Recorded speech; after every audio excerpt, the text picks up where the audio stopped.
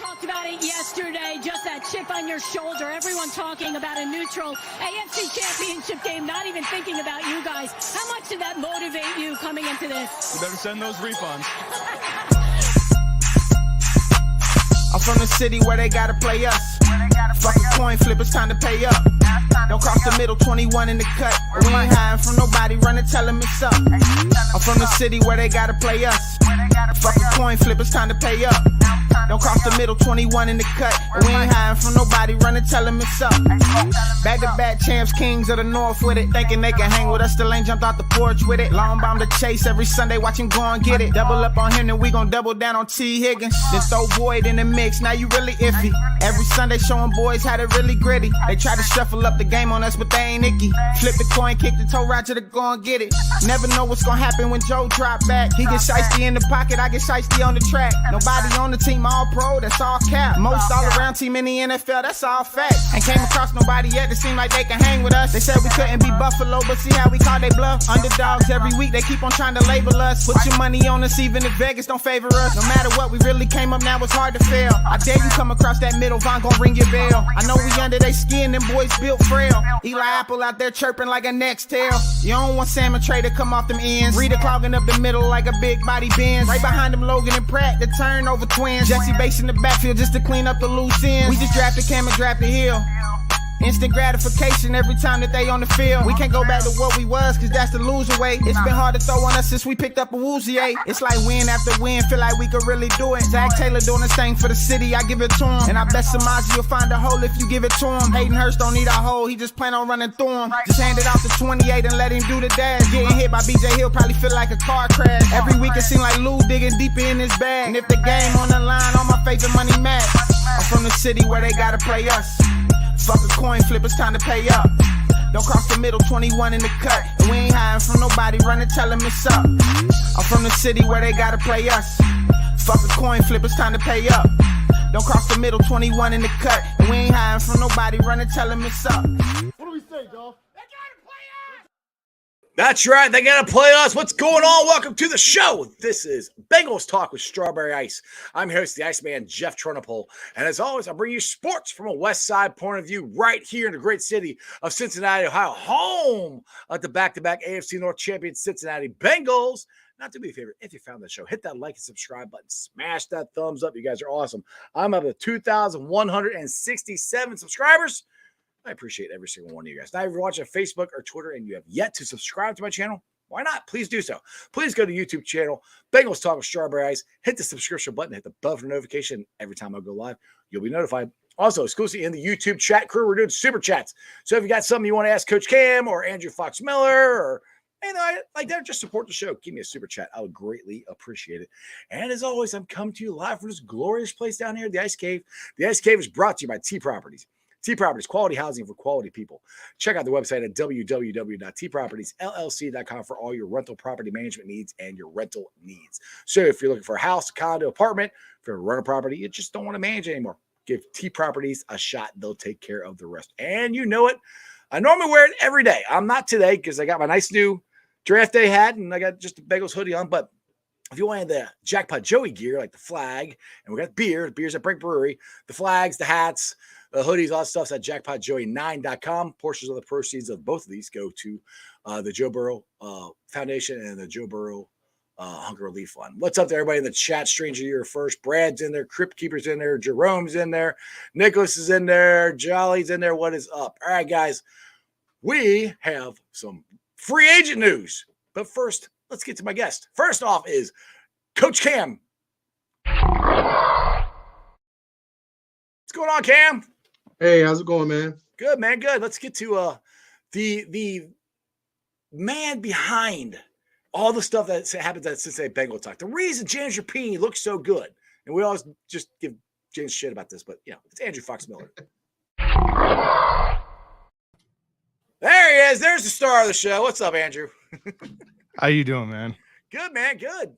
So, are you guys ecstatic about the new quarterback we signed? Sidney Jones. Yeah, that's it. Got his name right. Is that exciting to you? Exciting? Hey, it's something. Yeah, I mean, this is honestly, I forgot he was even still out there, but I don't mean that in a bad way, right? This is somebody that I remember the name coming up when Awuzie went down, Right. and here we are. So I don't know if we've gotten quite any all the information on the terms, but I like it a lot, to be honest. All things considered, I think it's a great value add. Veteran, they need that right now, and it's a depth piece, man. This is the stuff I expect around this time. Yeah, exactly. We need depth, especially at quarterback, because I mean, Cheeto most likely will be fine for the season, but just in case he's not, this is a good guy to have as a backup. Like you said, we need depth. Cam, how do you feel about the move so far? No, I mean it's a good depth piece. Someone that could play, outside just in case. Like I said, if Awuzie has to be integrated slowly, can't play like a full slate of snaps to start the season. You want a veteran guy back there that can, hold the fort down until he's ready to come back. Because I mean, to be honest, I don't think you want to just put him out there for 60 plus snaps after that type of injury. Because like I said, look at Tre'Davious White and how he returned. It wasn't pretty. You know what I mean? So just easy back out there, man, and having a guy like Sidney Jones helps. Exactly. Now, ESPN's Field Yates reported this. Said the Bengals are hosted defensive lineman Terrell Basham and defensive tackle, I hope to say his name right, Katavius Street. They're both free agents. This could help bolster the pass rush here at 3-tech, because I think that's what we need. Andrew, what's your thoughts on those guys coming in and possibly, I mean, it's not going to fix anything, or that's going to fix its depth pieces, but what's your thoughts? Yeah, I mean, you put it exactly the way I would put it. Which these are just pieces. Once again, add depth. Right. You've got a reasonable amount of snap count in the history with Street for sure. Mm-hmm. And yeah, I think. Look, again, this is the chatter I want. I expected this probably, heading into this past weekend, and now things are kind of moving. This is this is where we get I mean, look, we talk about, Sidney Jones. Mm-hmm. Everyone's wondering, does that mean Eli Apple's out the door? Not necessarily, but I will say that look what Eli Apple ended up giving us in the long run. And these are the types of moves you can make where you've got somebody that could immediately contribute and start if needed. You never know. And this is the fun stuff when you get to look back and go, man, remember what we did? We did grab these players for minimal deal for a year or whatever. Right. Well, like Eli, we picked him up off the scrap heap. Never expected him to be our starting cornerback, but he has been for the last 2 years. So, and I'm with you. Everybody's like, all right, Eli's out the door. I wouldn't necessarily say that. I mean, I think it kind of depends on what they do in the draft. If they draft another corner, then maybe they don't. But this is all just the meat and potatoes of the offseason. You need these depth pieces because we've seen the last couple of years. I mean, last year we got so injured. I mean, I know mostly on the offensive line, but these are the pieces that you need because you never know what's going to happen. And let's be honest, we got to get some more pass rush up the middle. I'm not saying, like I said, I'm not by any means saying these guys are going to replace Larry Ogunjobi, because I still think we need to replace Larry O from last year. But these are pieces that maybe it can help, rotate guys, give guys breaks. Cam, what's your thoughts on them? Yeah, I agree with what both of you guys said there.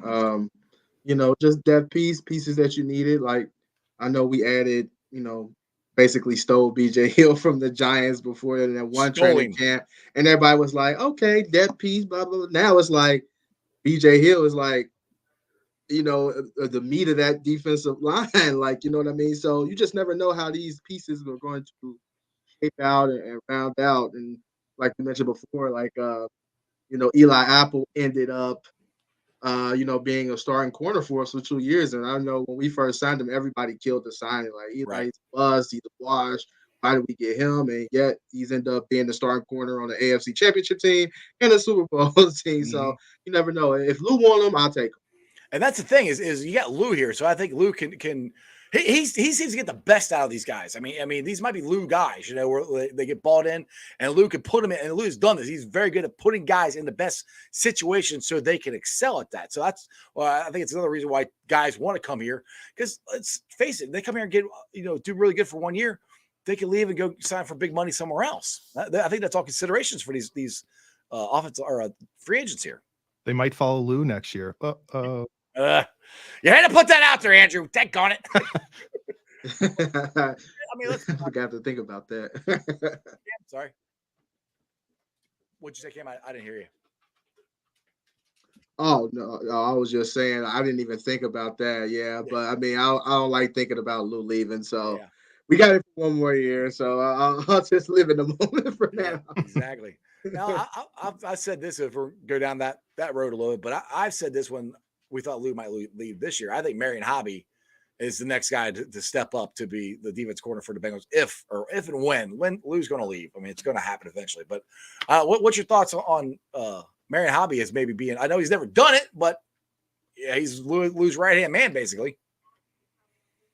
Go I ahead, Andrew. mean, that fits it fits the MO of what they prefer within the club, right? Promoting their own. Marion Hobby is the most exposure I've ever seen him get in terms of like sitting down and hearing the man talk for more than really at all was when Elise Jesse interviewed him. And that was several months ago. The video's out there if you want to check that out. But it is that we posted a video up there. What channel is that on, by the way? Cincinnati Bengals talk. I've never heard that one before. Yeah, it's out there. Elise Jesse interviewed Marion Hobby, and it was great. He's obviously intelligent and just had a great personality about him. And it seems like the players really rally around him. So just from my own eye tests and just getting a vibe for the man, he sounds like a great leader and somebody that I would be very interested to see, if not defensive coordinator, move up somehow, move over somehow, get a little bit more exposure on that defense. And I think he'll get a job elsewhere if Bengals don't promote him eventually. That's for sure. Right, exactly. Now let's talk about the big elephant in the room that we're all going to be talking about till either he's traded or they make him play right tackle. What, Andrew? I've said this. I think I still want to draft. If we could draft a right tackle, I say draft him. But as of right now, I say Jonah Williams is your right tackle. I just tell him, suck it up, Buttercup.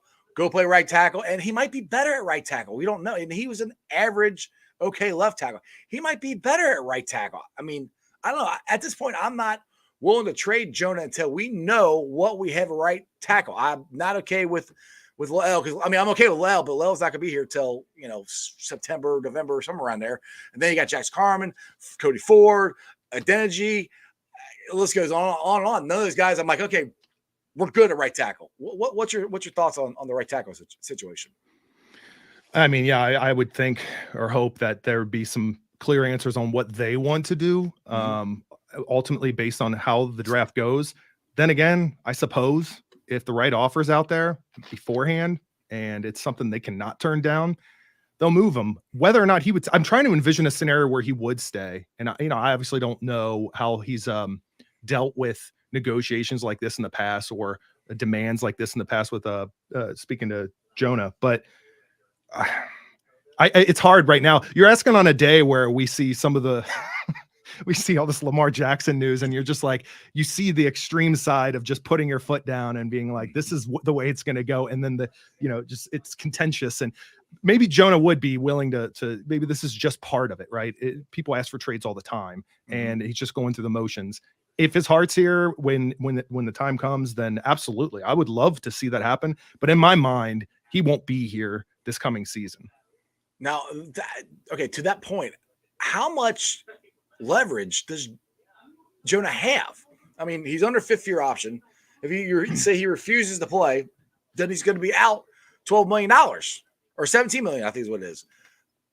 Is that a smart business move when you had an injury-plagued year last year and people don't consider you a great left tackle before he wants to go get all this money? That's where I'm kind of like, I don't know if he has the leverage that Lamar has right now. I mean, Lamar has a lot of leverage. Jonah doesn't have any, in my opinion. Maybe not leverage in terms of it, you're right. I mean, in regards to the leverage, I don't know that he would hold out if it came down to it. The question is he gonna just put this behind him and get back to playing football and play as the best that he can? His heart's in it. Right. That's the thing I wonder. I don't know that there's going to be some ugly standoff necessarily because of the very reason you're talking about. Right. What you got, Cam? For me, it's like I feel like he has to play well for his next contract.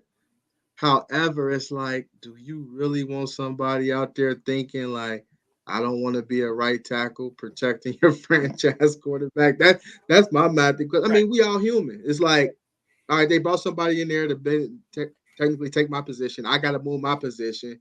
I'm thinking about next year, or I might have lost some money. Like subconsciously, like I don't see Jonah as a guy subconsciously like just dogging it out there, but it's like when a guy's unhappy, will he play his best? Like that's my biggest pet, maybe my only pushback of saying, all right, let's just forget what Jonah talked about, put him at right tackle. That'll be my only pushback on that. But like you said, Jeff, you don't have much leverage. We just have to see how it play out. But I just would want somebody at right tackle that wants to play the position, happy to be at the position, Right. and willing to do whatever it takes to protect 9 and not have any type of cloud hanging over.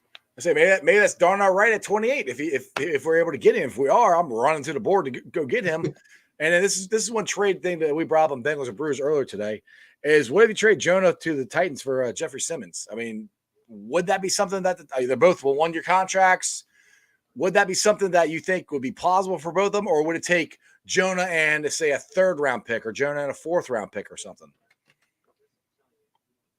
Go ahead, Cam. I don't know on that one. I mean, as far as like calculating how that trade would work, but yeah, right. I mean, obviously, be open to that. Right. I would think it was with Tennessee. That's what I say. Does it work for them? They do need offensive line, but like I said, I don't. With them needing offensive lineman, and it seems like they're at contract. I call it contract hell. Like the Ravens are with Lamar, and they kind of Titans are kind of with Simmons. It's like do the Titans, do they want to just let him go without getting nothing? With us, it's like we still need a right tackle. So do we want to necessarily trade? I mean, it's to be honest, it would be if we gave up Jonah and a pick for Jefferson, it will be even. But like I said before on Bengals and Blues, now we're getting Simmons for 1 year. Right. Like, because I don't think we'll be able to extend him. Like, we just talk about this guy's going to make probably the most money the defensive lineman ever made, reset the market. So it'll be a 1-year rent. Yeah. All I know is I'd want to be in that room when he and Simmons and Ted Karras sit down to hash it out. Precinct or something. Oh, that's right. I forget about that. I forgot about that. I was at that game too. Yeah, he was fine. Yeah, he was. You're right. I totally forgot about that. And that's at the beginning of my show. Ted Karras is, F you, Tennessee. Right. That's on there. I totally forgot about that. But yeah. So maybe they don't do that because of that. Because we talk about some people say about Zeke Elliott. Oh, he might be a locker room cancer, which I don't think that's true at all. I think Zeke would be pretty good here. And for Zeke, which I don't know if it doesn't look like the Bengals want him, but if you get Zeke for $3 to $5 million and he plays the P-Ron role, I say sign me up for that. Yeah. Yeah. I mean, for sure. I don't fall like heavily one way or the other as far as like if Zeke's going to be a good fit.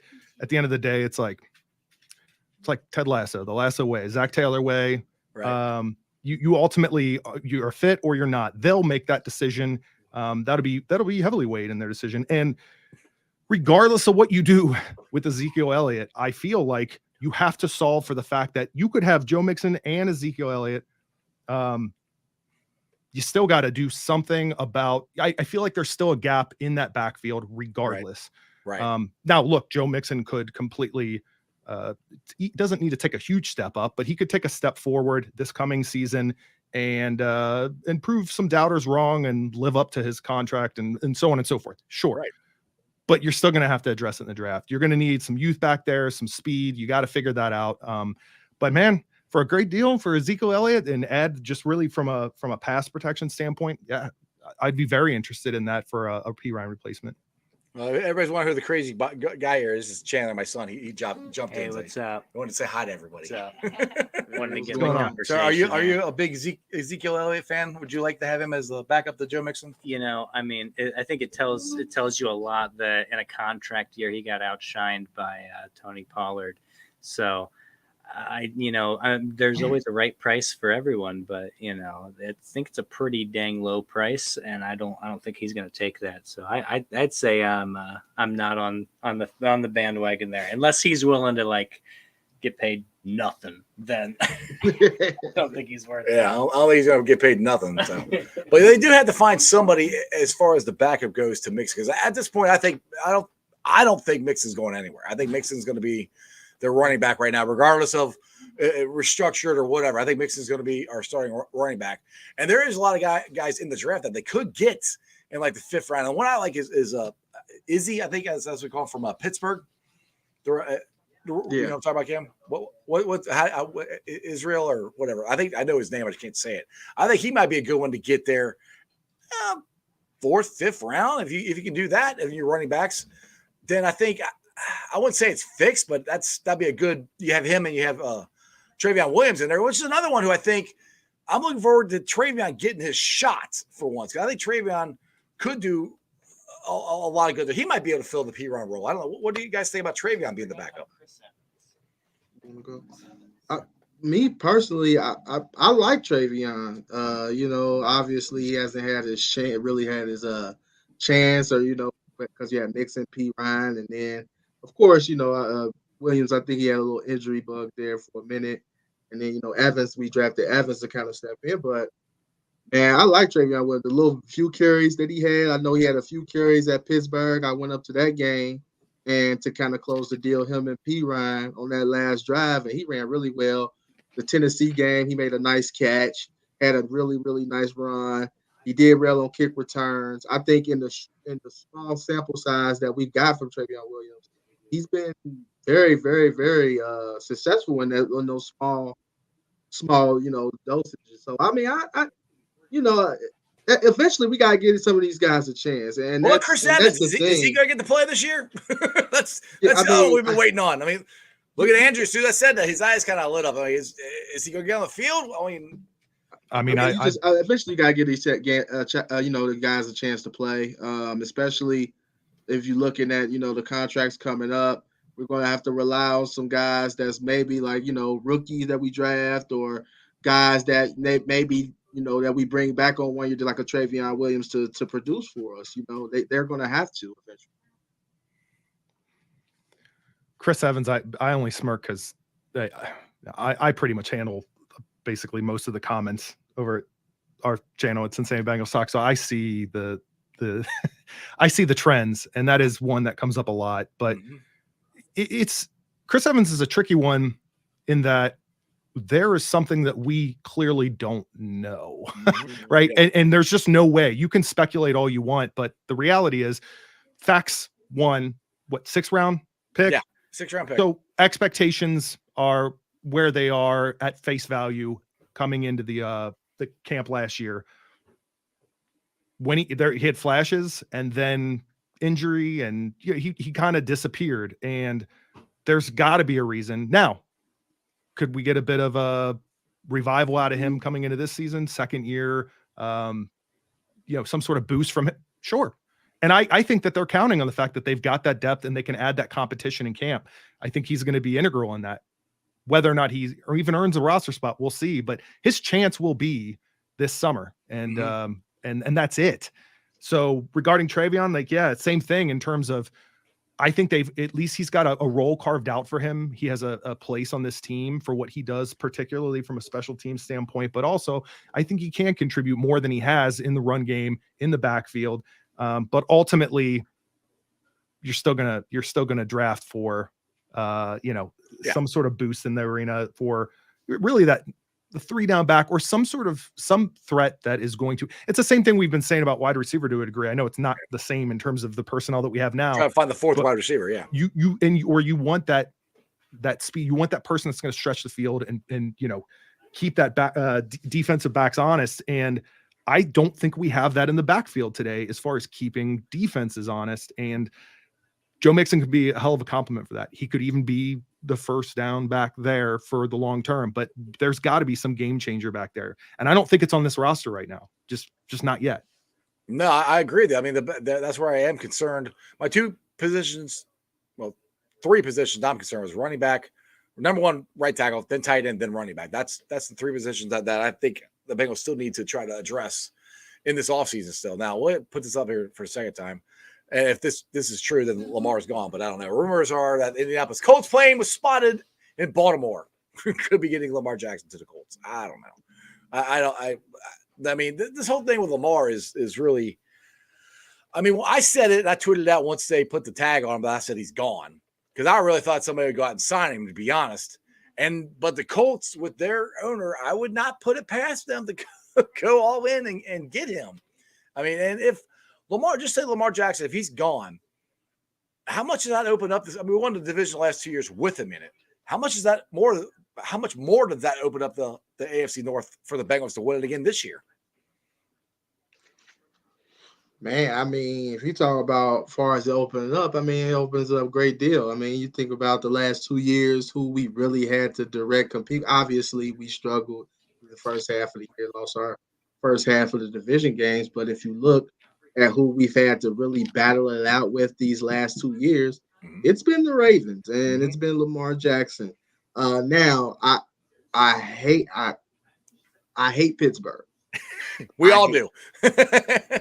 But they had a good, sneaky good offseason, and you cannot necessarily write them off. Now, I think we're better. Kenny picked six, though. I mean, come on. We're better. I think we're better top to bottom. I do. But it's something that you just can't necessarily write off. But it does open up the window for us to make it easier. We just have to take care of business, stay healthy, all those good things. But yeah, I mean, when you remove someone like Lamar from your division, it definitely makes life easier. The guy's a special talent. Exactly. Andrew, what do you got? What would Lamar Jackson leaving the AFC North, what would that do for the Bengals?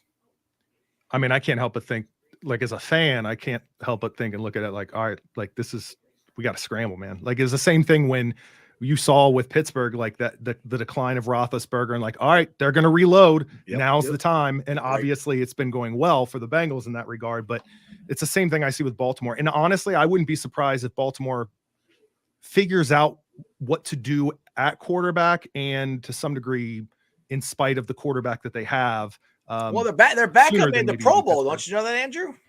Right. I wouldn't never count him out, even without Lamar. But obviously, without him, if they don't have Lamar, they have to totally change their whole team because they restructured it around what Lamar does well, which is what you should do if you have a quarterback. Whatever your quarterback does well, that's how you should structure your team, which I think NFL teams are a lot better at doing that now than they used to be. And it's like about taking David Klingler and trying to make him a pocket passer when he's a run and shoot quarterback. They do that a lot better now. Do you think, looking around the division, though, like, let's assume Lamar's out the door, he's gone, like, you looking around, and is it really us, like, looking around and saying, like, the Browns are the biggest, like, wild threat that we can't even really quantify just yet because of how weird every offseason they have is, how weird every acquisition they get is? Like, is it? Because, like, it's always on paper with them, right? Every offseason, you're like, whoa. They win the offseason every year. And then is that it, though? I can't get with the Browns being direct competition. I know you put that up there. And it's like, kind of like what you said, Drew, there. It's like, for me, I say the Browns are going to Brown. Somehow, some way, something will go wrong. I don't know what it is, but it will go wrong. Something will happen, and they'll finish 7-10, 8-9, and they'll be disappointed again. To me, I understand they've kind of beaten us more recently, but I still don't go into a Cleveland game like, oh my God, it's the Browns. I just can't. I can't never look at it that way because I know they're going to screw up. I mean, I hate this, and with the camp, I hate the Steelers. But, dude, with their coach and the way that organization's run, they could turn around and be a competitor this year. I mean, they really could. They went to the Super Bowl with Neil O'Donnell. That's what's scary. That's what I was mentioning. Like, I remember last year before the season started, I think I was on Things and Bros with your boy Dale. Yeah. And we were talking about week 1, and I was like, I hate to be this guy, but I would not be shocked if we lost that. Yeah. Because you give Mike Tomlin 4 months to study and work on you. And I'm telling you, that you give him 4 months, that game's gonna be rough. I'm just telling you. He put his everything into that game, clearly, because he put everything into it. I mean, that was a season. It was all over. And man, that was like I don't care. Even if that the sting of that game never left. Like it, No. even when they were turning it around, even as they were going deep in the playoffs, like it was still this like footnote in my head. I was like, man, what was going on there? I know it's the first game of the season. I know anything can happen. Teams got to figure themselves out, but that was a gut punch to start the season for sure. And it's to your point. That's what you got to expect. Even if, like you said, even if the Browns win 7 games, there's always that fear in the back of your mind of like, what if we're 2 of them because of just weirdness? And that's just what seems to happen. Now, I do feel like we taking care of business this past the second game against the Browns. Like it kind of helped give me a little bit of assurance. But hey, it's a new season. I don't know what's going to come out on that field for Cleveland. Yeah. I don't even understand it anymore. But you're right, and it's a safe bet until you prove otherwise. Like it always, you just end up falling on your face, and that's just a fact. So there's just a very large sample size of that happening. So show me that it's going to start becoming the exception for Cleveland, and you got to assume that they're going to. Now, one thing on that note of the loss at the beginning of the season to the Steelers, that's where I come back, and that had a lot to do with why we had to go to Arrowhead in the AFC Championship game. That's where it comes baback to the fact, to me, this year, I want them, and I think the Bengals are, but it's most important for me for them to get off to a good start, 3-0, 5-0. So you got to get out there and get off to a good start, because the AFC Championship game, in my mind, has to be played here in the jungle, because I'm tired of going to Arrowhead and playing it there. I'm tired of the Bengals having to go on the road. Now, they damn near went on the road again this year and won every game like they did last year, except for Super Bowl. But, if it's at home, that's I'm not going to say it's an easy dub. Nothing's ever easy, but it makes it a lot easier if you're playing at home than you're going on the road every single week like the Bengals have had to do the last couple of years. So that goes to the thing, is like, we got to get off to a good start this year. Absolutely. That's the thing. That's the thing that's going to be the differentiator between this past season and this one season. The past 2 seasons, you're going to look at it and go, all right, we've always, it's just building upon and building upon. This is the clear thing to me, that you kick off regular season 2023 and you come out hot, like okay, I'm feeling really good, because it was heavy early on this past season. We were coming off this high of going to Super Bowl, even though we lost. You come in like that, it was like, what? Dude, Bengals Twitter was going nuts. I'm like, everybody just calm down. Oh, it was rough, because I went to Dallas for the game, and yeah, it was rough, man. And I got blamed for the loss. I gritted on the star, and you got blamed for the loss. Beat me down over the head. Oh, you shoot us. So I'm like, yeah, it was definitely rough. But like you said, man, Andrew, that loss lingered. That first loss of the season lingered all the way, because even to the end, we like, if we won that game, this game might be played at Mercedes-Benz Stadium. Yeah. And it's not only that, but you saw the floor, like you witnessed it, of like, this is how bad it could be. Like, I didn't think it could be this bad this season. And it's for the first game of the season, it was tough. But hey, to credit to not just the team, obviously, but really even the fan base. Like, as much as everybody was going wild, like you said, Jeff, like I could say from where I'm sitting, like, we had this ongoing thing, James and I, with our channel, where whenever there was when people were losing in 2021, I gotta think about what year we're in now. when we're like that string of losses, when you lost to the Jets, right? When we'd lose, we saw traffic just dip. Nobody cared. It was I don't care what you're talking about, even if it's on a positive note. People just kind of lost sort of an appetite to even hear or discuss anything about the team. Super Bowls can change that, sure. But I will say that starting out the season, I'm like, here we go. I see the dip in traffic. I see the dip in comments and engagement.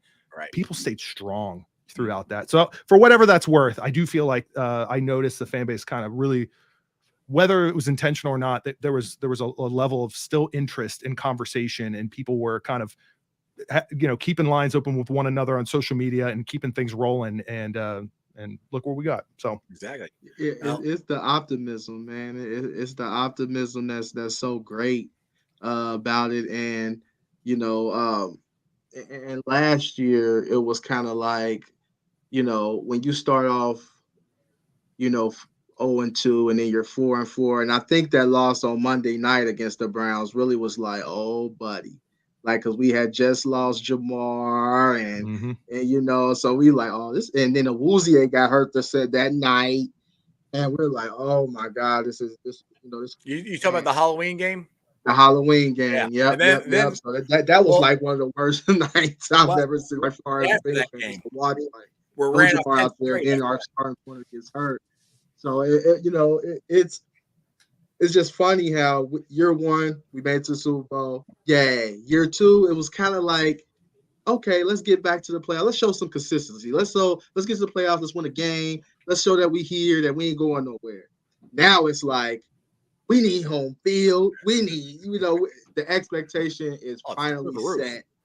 Exactly. And we can't, like I said, we can't start off slow. I'm tired of going to what they call Arrowhead Invitational, which is the AFC Championship game there. I'm tired of hearing it. They got to come here for me. Dude, I'm the one that kept calling it Burrowhead. Dale keeps blaming me for the loss because I kept calling it Burrowhead. Oh, man. Terry here, this has got a good point. Said Joe Burrow has to have a healthy offseason. A good start for Burrow is a good start for the Bengals, for this organization, which honestly, hopefully nothing else happens. This could be his first normal offseason. I mean, Joe has not had one where it's your COVID or he's come from a knee injury or he's appendectomy. Like, hopefully nothing happens and he can. And honestly, I think that had a lot to do with his 4 interceptions at the beginning of it. And the offensive line, we had all new guys. So that's the thing, is like, look, we're starting out, we already got one new tackle. We're probably going to have a different right tackle. But it's not going to be 3 guys on the inside. So it's still going to be a new offensive line. Now, a lot of people in the chat here were saying that, we should play the offensive line more in the preseason.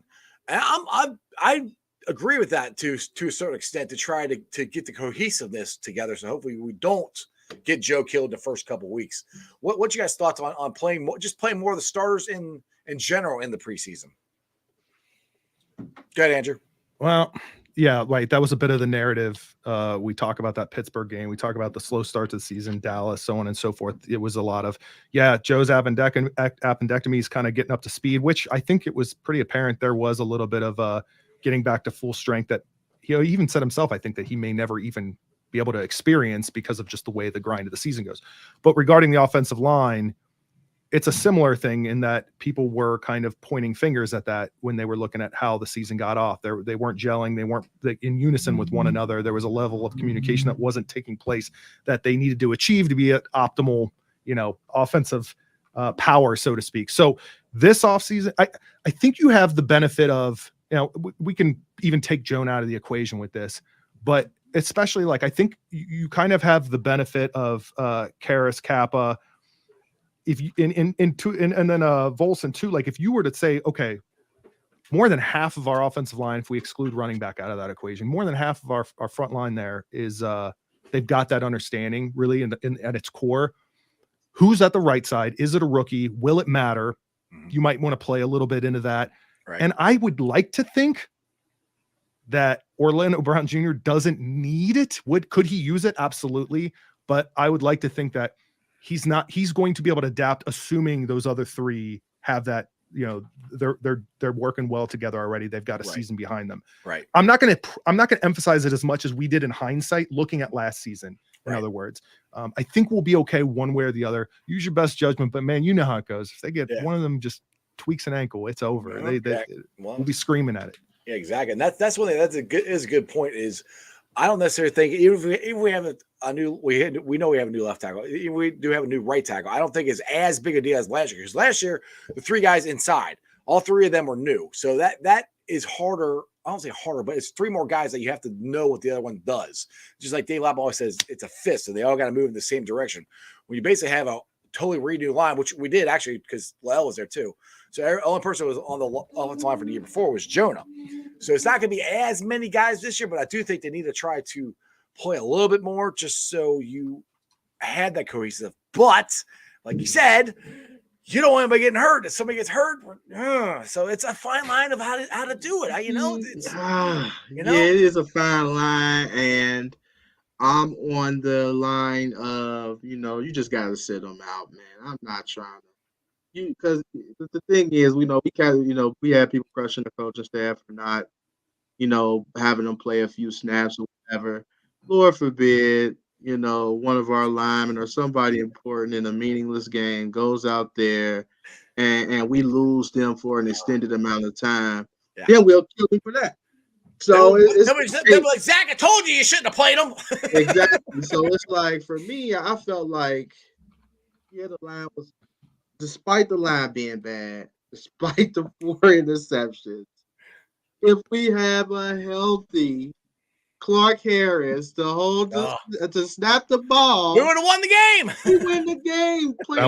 That's a huge thing. Like, you know what I mean? That was my thing. It's just like, despite how ugly we play, we still could have won that game. Still should have won it. Hey, if Lapham's saying though, offensive line's close fists. So what we got middle threes there. Was that? What is that? That's Aloha, right? Like, I don't know. Yeah, we got this going on. Shaka or whatever it is. All right, here. So, Royal Flush Terry here said to answer the original question of the show, which I put it out there. At 28, who you got? Michael Mayer or Darnell William.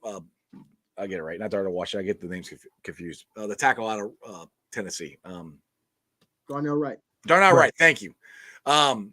I'm still going. If Darnell Wright is there, I'm going Darnell Wright at right tackle. I can find a good tight end in the second round, I think. What do you guys think? Go ahead, Cam. I'm going right tackle too. Like I said, I just got memories of Joe Burrow ending the season on his butt 2 years in a row. And I've seen Joe Burrow make tight ends plenty of money these last 2 years. Not to say that we can just get any scrub in there, but I think if we get a nice guy, a nice tight end in the second round, like a LaPorta or Kraft or something like that, he'll work wonders with Joe Burrow. So yeah, I want him upright. Give me Darnell Wright at 28. And give me Wilcox as the backup again, or possibly starter at the beginning of the year if you draft one. What do you got, Andrew? What do you got? You got tackle or you got tight end? What are you thinking? There's obviously what I want, what I think. I think it's going to be fairly. I don't know why. I have no basis for this. So just you don't never ever quote me on. Actually, quote me on it if I'm right. I'm gonna flip it out right now after you say this. I know. I can't help but hear the conversations. I can't help but hear sort of the what comes in draft season, everyone kind of making their projections and their assumptions and their predictions. There's something about this draft to me, and maybe it's not the first round, but I'm going to work with the first round here. I think it's going to be unexpected. I don't know if it's going to be unexpected of who, or if it's going to be unexpected and why that position. I don't know, but I think there's something about it that and maybe it's because it could be me just projecting a bit based off of the fact that this offseason has gone almost in a way sort of opposite of what we thought, right? I mean, like you asked anybody, who did we think was still going to be here? They're gone. Right. Ask anybody who they thought. Orlando Brown, that wasn't even in conversation, and look what happened. Right. I just feel like this draft is going to go in some direction, and I think only hindsight's going to prove whether or not we can appreciate it. I don't know that we're going to be excited about it.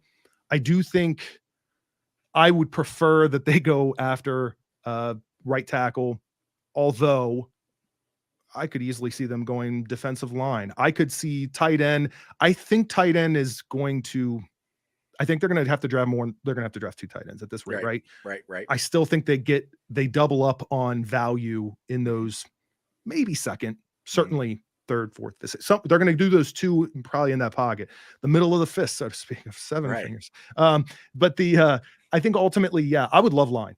It's what I want. I just don't think that's what happens, and I can't quantify or explain why. Well, we just did a mock draft on Bengals and Brews, and who do we draft, Cam? Who do we draft number 1? Well, Van Ness slid down because everybody else we wanted was gone. Yeah, but Van Ness, I wouldn't be upset if he's there at 28. Because my notion when we was on Bengals and Brews, I said my 2 things from last year that stood out. We ended the season, obviously Joe Burrow is back, and we couldn't sack Mahomes. We couldn't get him on the ground. Yep. We made him run around crazy, third downs, and he throw a touchdown pass. Imagine if we get him on the ground and force Bucker to kick 3 on those 2 possessions where we had him dead to rights. We in the Super Bowl again. Like, get Patrick Mahomes on the ground and protect 9. That's my 2 things that I left with that Chiefs game. It's interesting because, like, I agree. I've also got that mentality that I think a lot of people, especially the old school mentality, like trenches. Like that's usually where I'm like, I'm never going to complain if they take anybody in trenches, right? But I I think it's very interesting that we have a very identifiable piece that we need on this line where everything else is pretty good, if not great. And I don't know how they come to terms with that, because it comes down to obviously who's left, but then it's like, what happens is, I think it's BPA at the end of the day for them, in their mind, what they think they want, regardless. Right. But when does it get to, I would love to see it. Like, I wish there was a legitimate documentary like out there for the Bengals, just seeing that war room. Like, what do you do in that moment where you kind of got this guy that's like just a little bit of an edge over the other, not much. And you also recognize maybe as a unit, it would really help things. But then you're like, man, but right tackle, what do you do? I don't know. Yeah, who's the guy standing on the table for Darnell Wright? Who's the guy standing on the table for Michael Mayer? You know, how does that work? I mean, because it is very interesting. I mean, because the thing is, and I keep going back to it, we have Jonah, so we technically technically have a starting right tackle. Technically, you know, we don't have a starting tackle or starting tight end. We don't have that. So that's where I think the whole conversation has to come down to Jonah, is if they can bring him back to the fold and say, look, are you going to be okay at right tackle? You got to play, is your heart into it? And like we said earlier in this podcast, if his heart is not into it and he's not going to be there, and we're talking about protecting Jackpot Joey, you got to have a guy at right tackle who's all in. I mean, they got to be all in. And if they're not, then I agree, we might have to move on. So that's where it's a fine line, man. It's really, that's what sucks about, I love picking at 28 because there's a reason we picked there, because we had a really good season, but I hate it too because it's hard. Yeah, I think you make an interesting point though regarding Jonah. I think especially if they haven't done anything with him up to the draft, which I don't think they will have, again, unless just you can't refuse a certain whatever, somebody comes your way and you're like, this has to happen. Right. I wouldn't be surprised, unless they've had real conversations with Jonah and they get a real understanding that this is not a good fit prior to the draft. I wouldn't be surprised if they're going to utilize the knowledge of, look, Jonah, as far as we know today, this is what Jonah is doing. That's it. Right. Whether he does it kicking and screaming, like, we'll make it work. That's what we do. And he knows how this culture works. He's been here long enough. Okay. If they go into the draft with that mentality, are they looking at right tackle as that glaring need? Maybe not. Yeah, I think it's weird to say that all comes down to that at short term with Jonah. The way they draft could tell you a lot about if Jonah's still here and they don't draft a tackle. That could tell you, like, all right, either they're making Jonah do it or Jonah's, begrudgingly going to do it. I mean, that's going to be the interesting thing, because then you could double up. You have a tight end first round, and you could have a tight end second round. You could have two of the best tight ends, in the draft, or top. I won't say two of the best, two, like top 5 of the tight ends in the draft, and that wouldn't be a bad thing. And you could double down on running back or corner in the next, second or third, fourth round. So it's going to be really interesting, and a lot of it hinges on what the hell Jonah Williams, what's he going to do? How's his mindset? I also am very interested to see that you look at the teams that are the first 27 picks, and I'm very interested to see if there is like a bit of a run at tight end. Yes. That could happen. I could easily see that happening. You look at some of those teams out there that right now, that like your Tampa Bays, your Dallas teams, that like if the player's still there, you could see a bit of a drop off once it does get to the Bengals, where that's it. You've got your answer. That's just not an option right now. Tight ends, that we've gone to the next tier. Whatever we have written down here, and yeah. Another run I could totally see in the first round is defensive lineman. There's pretty good interior guys there. I could see a big run on that. So it just, like I said, that's the fun part about the draft, but it's also the stressful part about the draft. So it's always fun to try to figure it out. We can sit there and talk till we're blue in the face, but it doesn't matter what we think because we ain't the Bengals. We're just the fans. So anyway, on that note, I think I'm gonna let you guys roll on out of here. Andrew, plug some stuff, man. Tell everybody where they can find you. I mean, I know nobody knows anything about the channel you and James do. It's you got Strawberry Ice, you got Coach Cam up here, and since that Bengals talk is a little on a lower tier. So yeah, no, since that Bengals talk, you've probably seen it. You probably haven't seen me, but everything you've seen, I've probably had a hand in. So yeah, Cincinnati Bengals talk, look that up on YouTube. James Rapine and myself, we sort of created together, and James gets on camera, sends me things that take him about a 6-minute take, and then it takes me about an hour to put it together and get it up after he puts so much work into what James is great work. But yeah, the visuals, the branding, the look, the logos, if you've seen it, you're familiar with it. I appreciate it. That's what I do. And yeah, I have a lot of conversations with James, and then I get out there and I get to have conversations with you all. So appreciate you having me on. And I want to mention, while I'm thinking about it, if someone asks about the the point of drafting offensive linemen because of the draft history. Hey, listen, Billy Price got his BJ Hill. So there you go. I mean, we worked out. Exactly. Like you said. But no, thanks for having me on. Check us out if you haven't already, and appreciate the comments. People do call me out in it once in a while, which is wild to me. So I appreciate it. And I see some comments here that were also mentioning me, which is absurd. I'm just here in my basement doing my thing. I like trying to call you out on the live stream just so I know. I see you. Well, Andrew, I appreciate you've helped me out on different things on the channel, so I appreciate it too, man. So we'll have to do it again sometime, and come see us at the tailgate. We'll go do another video or something. Yeah, anytime. I'll be there. All right, brother. Who day? All right, Cam, plug some stuff, man. Tell everybody where they can find you, because we're going to get together and do some Bearcat talk sometime.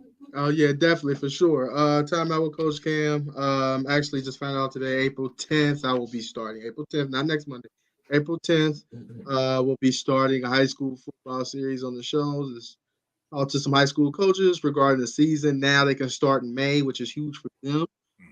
So my first guest will be Coach Dransman and Coach Joy Woods at Taylor High School.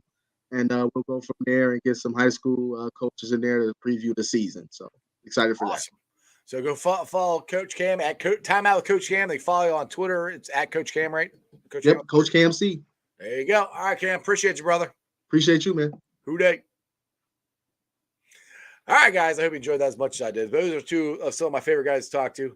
I got to talk to Cam for a while today. We did Bengals and Brews earlier today. So let's get to the Facebook groups that let me live stream, and I appreciate every single one of them. They are Who Day Nation, Who Day Legion, Bearcat Ruckus, Radical Reds, the Ohio State Bucknuts, the Ice Bar. And they can follow me on all my social media platforms, all under Strawberry Ice. I'm on Facebook, Instagram, Twitter, and TikTok. Twitter handle is at Jeff A. Turnipole. TikTok is at Iceman90. I'll be pulling the sound off later on tonight, putting it on the podcast. It's on BeanPod, Apple iTunes, Spotify, Google, Stitcher Play, pretty much wherever you get your podcast. Please make sure you rate, like, and review. Leave a 5-star review and a comment so more Cincinnati fans can find my podcast. YouTubers, you guys are awesome. We're at 2,167 subscribers.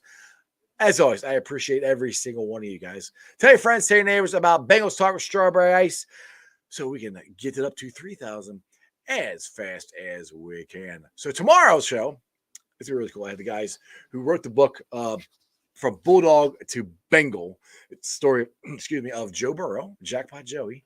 It's going to be a really cool, interesting conversation with those guys. I'll give you the information where you guys get the book and all that stuff. So it'll be a lot of fun. Make sure you check it out tomorrow live at 5:30. And other than that, that's just sports, baby. See ya! Talked about it yesterday, just that chip on your shoulder. Everyone talking about a neutral AFC championship game, not even thinking about you guys. How much did that motivate you coming into this? You better send those refunds. I'm from the city where they gotta play us. Fuck a coin flip, it's time to pay up. Don't cross the middle, 21 in the cut. We ain't hiding from nobody, run and tell them it's up. I'm from the city where they gotta play us. Fuck a coin flip, it's time to pay up. Don't cross the middle, 21 in the cut. We ain't hiding from nobody, run and tell them it's up.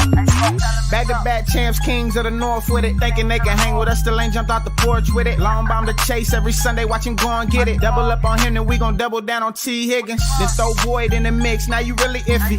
Every Sunday showing boys how to really gritty. They try to shuffle up the game on us, but they ain't icky. Flip the coin, kick the toe right to the go and get it. Never know what's gonna happen when Joe drop back. He get shiesty in the pocket, I get shiesty on the track. Nobody on the team all pro, that's all cap. Most all around team in the NFL, that's all fact. Ain't came across nobody yet that seem like they can hang with us. They said we couldn't be Buffalo, but see how we call they bluff. Underdogs every week, they keep on trying to label us. Put your money on us, even if Vegas don't favor us. No matter what, we really came up, now it's hard to fail. I dare you come across that middle, Von gon' ring your bell. I know we under they skin, them boys built frail. Eli Apple out there chirping like a next tail. You don't want Salmon Trey to come off them ends. Rita clogging up the middle like a big body Benz. Right behind them Logan and Pratt, the turnover twins. Jesse Bates in the backfield just to clean up the loose ends. We just drafted Cam and drafted Hill. Instant gratification every time that they on the field. We can't go back to what we was, cause that's the loser way. It's been hard to throw on us since we picked up a Woozy, eh? It's like win after win, feel like we could really do it. Zach Taylor doing his thing for the city, I give it to him. And I bet Samaji will find a hole if you give it to him. Hayden Hurst don't need a hole, he just plan on running through him. Just hand it off to 28 and let him do the dash. Getting hit by BJ Hill probably feel like a car crash. Every week it seem like Lou digging deeper in his bag. And if the game on the line, all my faith and money match. I'm from the city where they gotta play us. Fuck a coin flip, it's time to pay up. Don't cross the middle, 21 in the cut. And we ain't hiding from nobody, run and tell them it's up. I'm from the city where they gotta play us. Fuck a coin flip, it's time to pay up.